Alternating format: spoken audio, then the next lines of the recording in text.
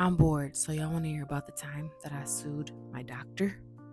Okay, so picture it, Dallas Fort Worth area, and it was 2017. Okay, and at the top of that year, I went to go do a women's wellness visit. And when you do the women's wellness visit, y'all gotta get a Pap smear, right?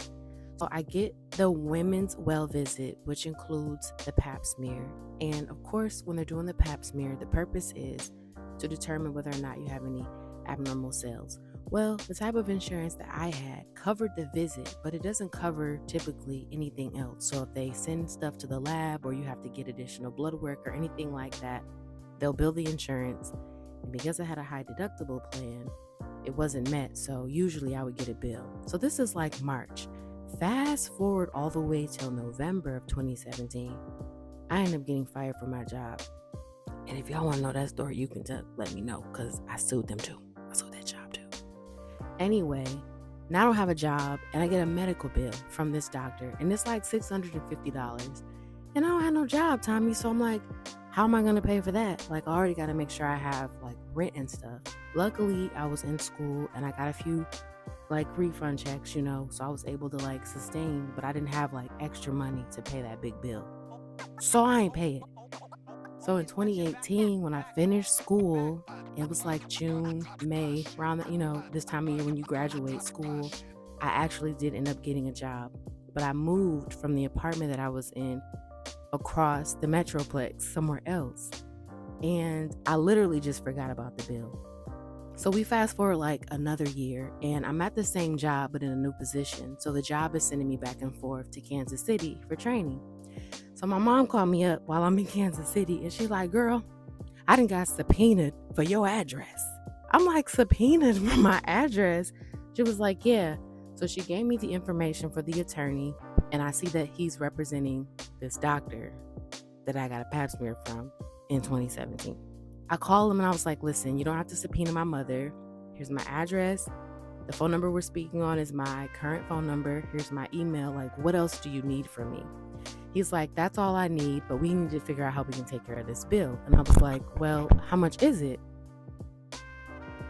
Why does man say it was like the amount of like $1,400? Now, it had been almost 2 years since they had billed it, but in my defense, they didn't really bill it in the amount of time. I ended up finding out recently that Texas has a bill that says you have to bill someone within 10 months of service. So I think he was just at the cusp of doing that at the time because I had the service in March and this was in November. So I think he still was within that time frame. But I didn't even get the stuff because he said he couldn't find me because, of course, I had moved. Anyway.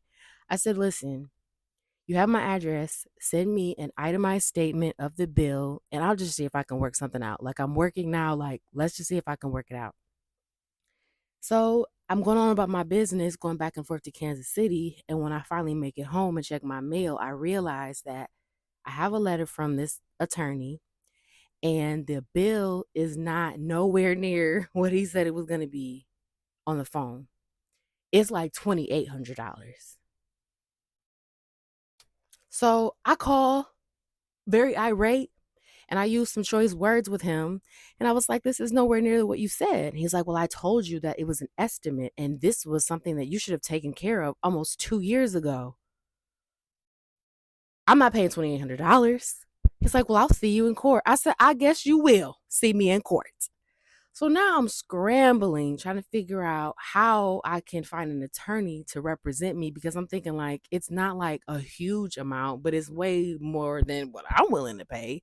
So this is like 2019, the summertime, and I'm spending all this time trying to find myself an attorney. So I get a pre-trial date, and that's when I guess they're supposed to give you a formal date. You go over the information, and I think the opportunity is there for you to maybe settle out the case before it moves forward. So the pre-trial date happens like right around December. And I have been calling this one attorney that kept popping up on Google that does these type of cases, and sis was not picking up the phone. I was stalking the paralegal, the receptionist. I was leaving messages like every single day.